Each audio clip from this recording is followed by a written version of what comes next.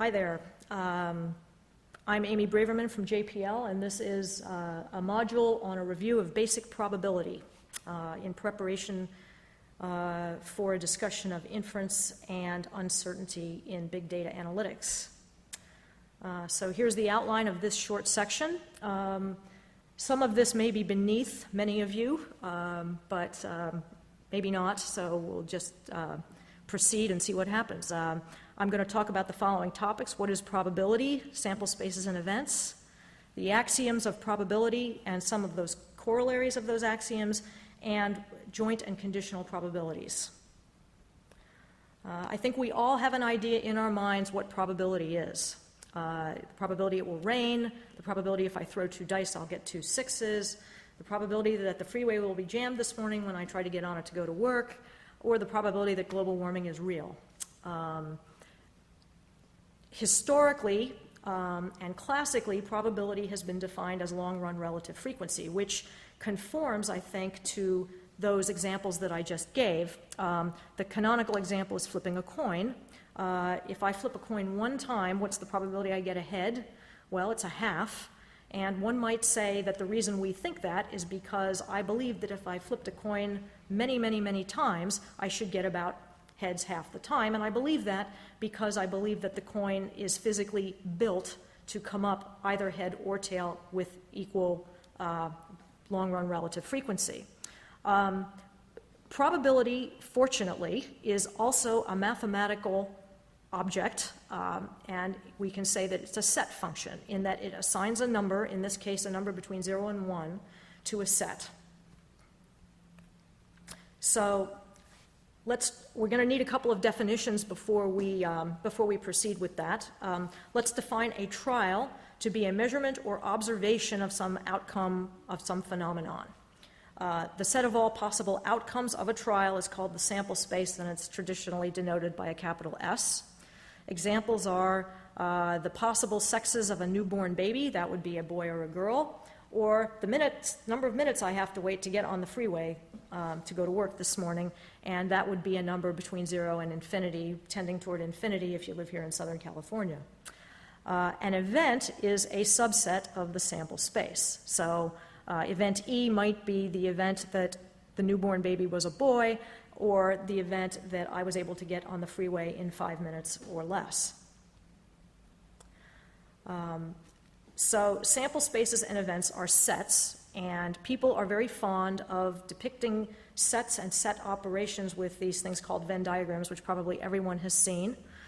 We represent the whole sample space, S, by the square black rectangle with the white background, and we find subsets of that sample space that represent certain events. So here I have the event A and the event B.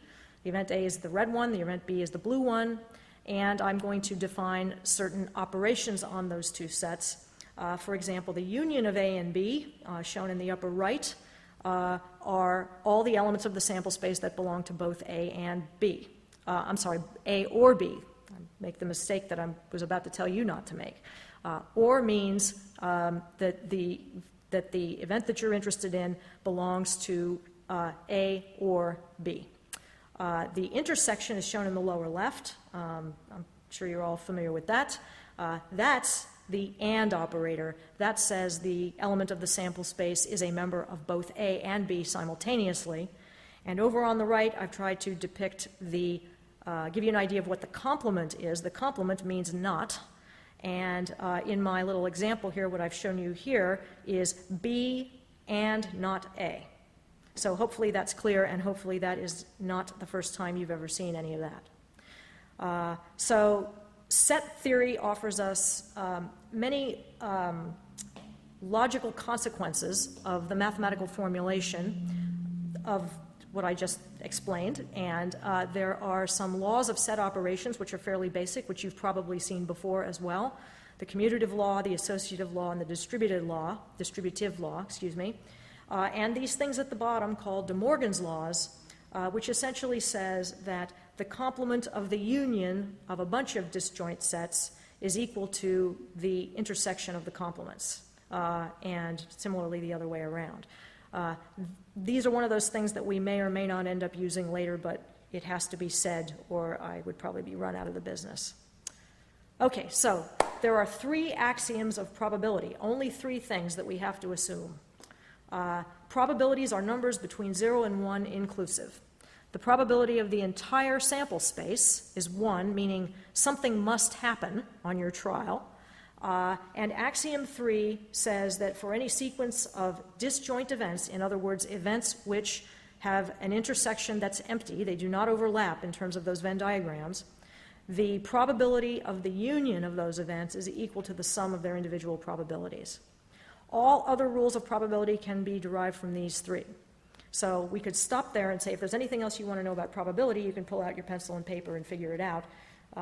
But you'd probably be wisely advised to go to a book. Someone's already done it.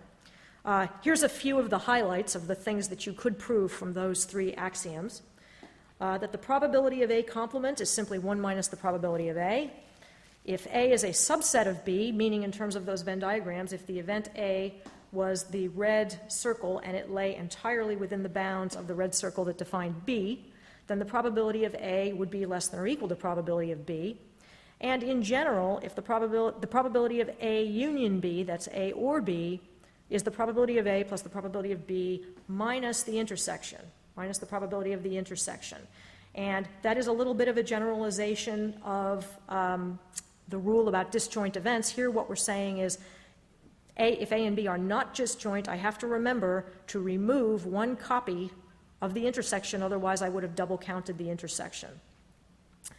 In the 4th point there, you see the generalization of the A union B rule when we have many events, not just 2. And I will leave you to go and look that up in a book. If you try to work out that little example with just A1 and A2, you should get the result on the 3rd line. And we'll move on now to defining joint and conditional probabilities.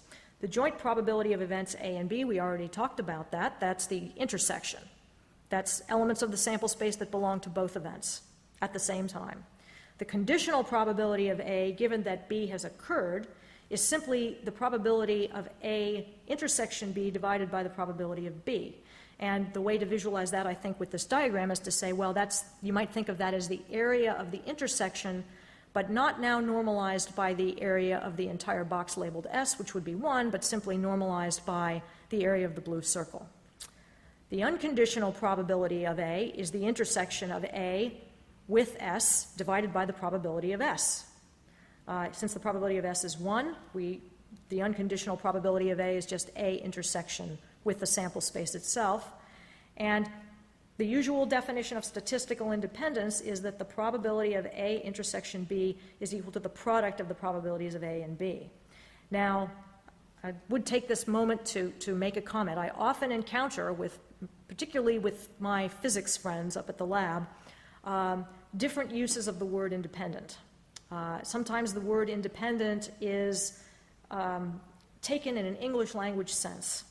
And whenever we use the word independent in this set of lectures, and in generally when you're talking about probability, you mean this very precise definition of independence. So that's something important to keep in mind if you are a physics friend or if you're talking to one or to anyone else for that matter.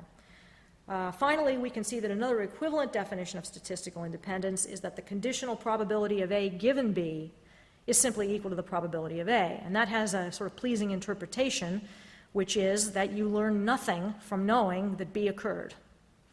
So if the probability of A given B is exactly the same as the probability of A without anything to do with B, then we say that A and B are independent. Okay, now we're getting into the good stuff. There is something out there called the law of total probability. And all this says is that if I have a partitioning of the sample space, say I'm going to take away what I was calling event A before, and I'm going to simply divide the sample space into 3 different events, A1, A2, and A3, then I can reconstruct the probability of B there by simply taking the individual probabilities of the intersection of each of those A's, the conditional probability of B given A for each of the A's, and then weighting it by the probability of each of those individual A's. And this should make some kind of intuitive sense. And in fact, that is nothing more than the definition of conditional probability that we saw on the earlier slide. Now, you probably all heard of this, Bayes' rule or Bayes' theorem. Bayes' theorem is nothing more than another definition of conditional probability. It simply says that the probability of A given B can be expressed, well, we know that its definition is the probability of A intersection B, which is on an equivalent expression is in the numerator of the central term there, divided by the probability of B. So I can leave the numerator alone, and then I can notice that I can use the law of total probability to re-express the probability of B in the form in the denominator of the right side of that equation. And that's Bayes' rule. And what's good about Bayes' rule, or what's useful about it, is it allows us to express the probability of A given B in terms of the probability of B given A. And sometimes we know more about the probability of B given A than we do about the probability of A given B. And here's probably the one example that I'll take from things I do every day, which would be, suppose A is the event that the true CO2 concentration in the atmosphere over a column of atmosphere is greater than 400 parts per million. And let B be the event that the orbiting carbon observatory instrument, which just launched in July, observes a CO2 concentration of 398 parts per million. Well, what we would really like to know is what the conditional distribution of A given B is in that case. We would like to know how likely is it that the true concentration really is 400 parts per million if what OCO2 observed was 398 parts per million. But we don't have a good way of knowing that. But because we built OCO2 ourselves, and we know how the instrument works, and we know how the instrument behaves under different physical conditions, we know much more about the probability that OCO2 would observe 398 parts per million if the true concentration in the atmospheric column was 400 parts per million. So that's a case where we can use that, and in fact that is used to retrieve OCO2's CO2 concentration measurements. That Bayes' theorem is how they do their so-called retrieval, their measurement of CO2 in the atmosphere. So that may be a little cocktail party tidbit. Okay, so at the end of each of these sections, I'm going to put down some references, books typically, that I'll be embarrassed to say, in most cases, the books I learned these things from, or later editions of them, so that if you wanted to go and look these things, there are many places you can go, of course, to read about probability. A first course in probability by Sheldon Ross is a good, compact discussion of these items and many, many more. And the classic is William Feller's Volume 1 and 2, Introduction to Probability Theory and Its Applications, which is quite old by now, but fortunately probability doesn't change very much over time. The Volume 1 is devoted exclusively to discrete probabilities, which we'll get to in a minute. Volume 2 is devoted to continuous probabilities, and they're both excellent, and they have great problems in the back if you like doing that sort of thing. So in the next module now, we'll discuss how these rules of probability will translate for settings in which we model numerical phenomena, in other words, data.